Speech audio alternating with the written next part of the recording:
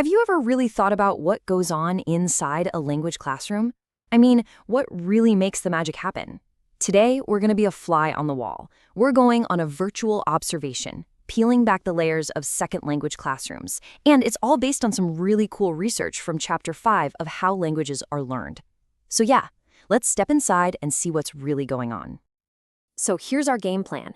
We're going to start really broad, looking at how we all learn languages just out in the world. Then we'll zoom right into the classroom and watch two totally different teaching styles in action. From there, we'll get super specific, looking at the tiny moments of feedback and the kinds of questions teachers ask. And finally, we'll pull it all together with a big idea that helps find that perfect sweet spot in teaching. All right, so to figure out what works in a classroom, we actually have to start outside of it. Think about it.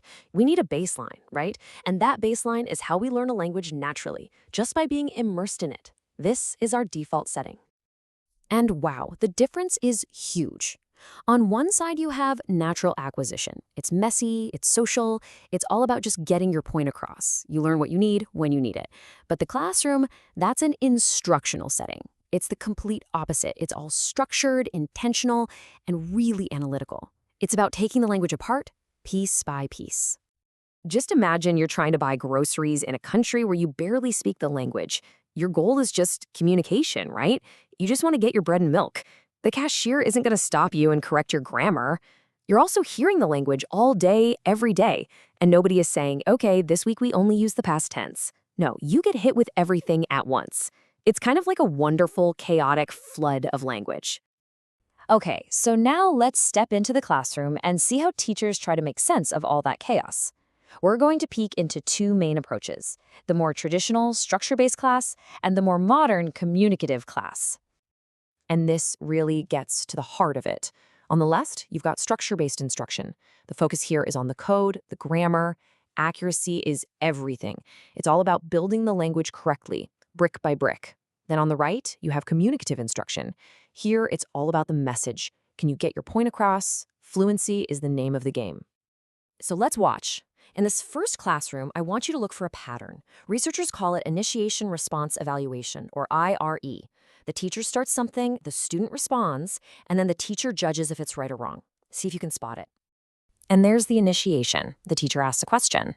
But here's the thing. She already knows the answer.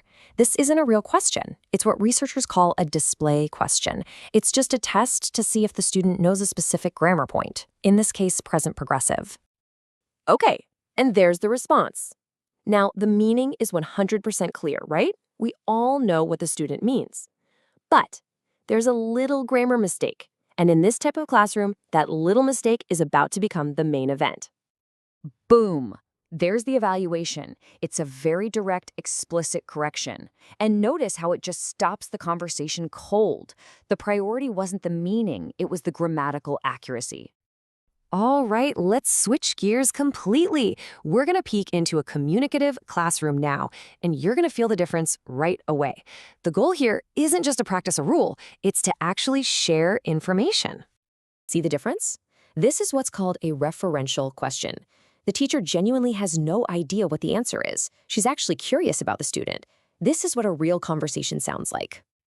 So again, the student gets the message across perfectly. We know exactly what happened. But yep, there are a couple of small grammar errors in there. Now, let's see how this teacher handles it. Did you catch that? It was so smooth. Instead of a hard stop, the teacher did something called a recast. She just repeated the student's idea back, but correctly, without ever breaking the flow of the conversation. The focus stays on the student's story while still providing that correct model. It's pretty cool. So this brings us to what might be the single most important moment in any language classroom: how a teacher responds when a student makes a mistake. That little recast we just saw is one way to do it, but there are a bunch, and researchers have spent a lot of time figuring out which ones actually work. So researchers Lister and Ranta pinpointed 6 main ways teachers give feedback. We've already seen explicit correction, the no, that's wrong approach, and we've seen recasts. But there are others, like clarification requests, just saying, wait, what did you say? Or elicitation, where you try to get the student to correct themselves.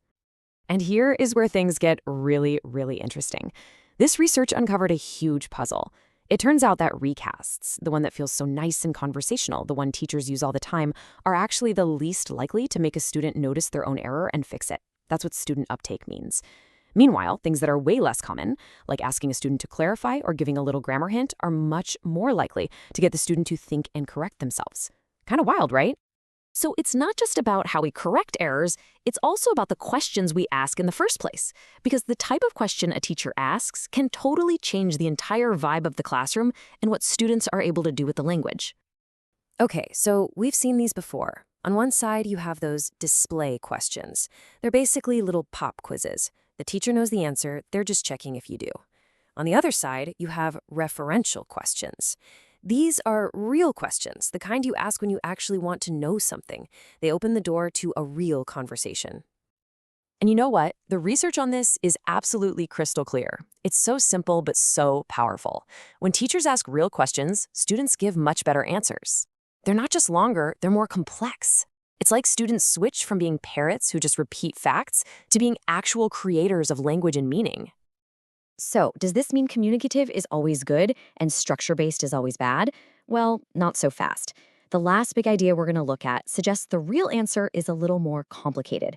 It's all about finding the right balance. And this is it, the counterbalance hypothesis. It's such a smart concept. It basically says that the best teaching gives students what they're not already getting. So if your class is super communicative and all about free-flowing conversation, maybe the best thing you can do is inject a little focused grammar feedback. But if your class is already super grammar-heavy, maybe the best thing is a gentler correction that keeps the conversation rolling. And really, that's what this all boils down to. The best teachers, the most effective learning environments, they don't pick a side. It's not team fluency versus team accuracy. It's about looking at your students, seeing what they need in that exact moment, and strategically weaving together both form and meaning. So, I'll leave you with this to think about. Whether you're a teacher planning a class or just someone learning a language on your own, what's one tiny change you could make, maybe even tomorrow, to find a better balance in that dance between getting your meaning across and getting the grammar right?